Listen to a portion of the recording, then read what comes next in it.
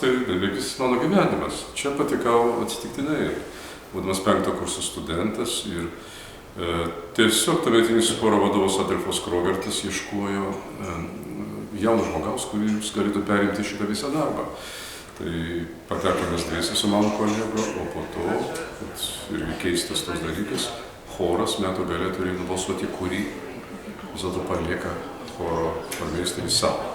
Taip pat jie visi pravosavo žmonės. Taip aš, nežinodamas, kas yra opera iš viso, patekau į teatrą ir jau čia 35 metai. 9 metai chormeisterių ir 26 metai choro vadovų. Šiais metais daug sutapimų yra. Visi jubiliejai išsireikėjo per vienus metus. Ir mano kūrybinės veiklos 40 metų, ir muzikos akademija 30 metų, ir 35 metai, kai aš su choru. Ir dar Fidelė kartuojasi, nes aš atėjau vadovu būtent su Fideliu.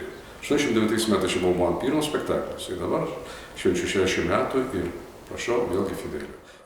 Choras specifinis kolektyvas, be abejo. Mes nesam specifiniai, kai mes koncertuojam.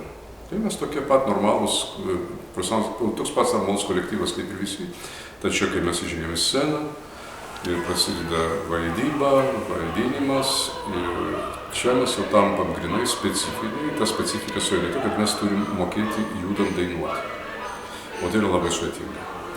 Ne tik paprastai judėti, reikia ir šokti, valsus suktis. Ir jaunas žmogus, kuris ateina į teatrą, jis labai greitai perpranta šitą specifiką ir žaidimo taisyklės, kadangi čia visi susirinkę aplinkui viską moka, viską žino. Jeigu paimti naują kolektyvą, pabandyti čia kažką padaryti, tai būtų be galo sudėtinga. Ir kaip tik nėra to įdirbio, nėra tos patirties, nėra to perimamumo. O tai yra labai svarbus dalykai.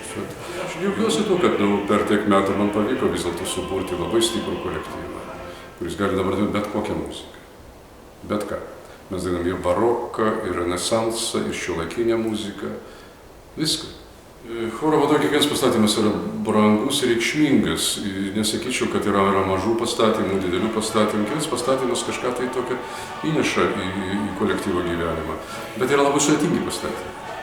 Bet jeigu taip žiūrėti į praeitį, tai buvo labai sudėtingas Lohengrinas.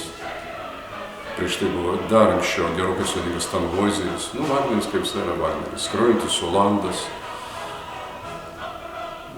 Turandot Pučinį, labai sudėtinga chorinė opera. Dar kažkada labai senai buvo kunigaikštis Igoris, Borisas Godunovas. Šiandien visi choriniai veikalai yra labai sudėtingi. Ir juos reikia labai daug repetuoti, juos reikia labai prižiūrėti. Noriu pasakyti žiūrovam, kad žiūrovas yra toks pats teatro dalyvis kaip ir mes. Mes be žiūrovų niekam nebūtume reikalingi. Taip, kad žiūrovas turi žinot, kad mums labai svarbus jų palaikymas, jų aplodismentai ir jų dalyvavimas spektakliuose.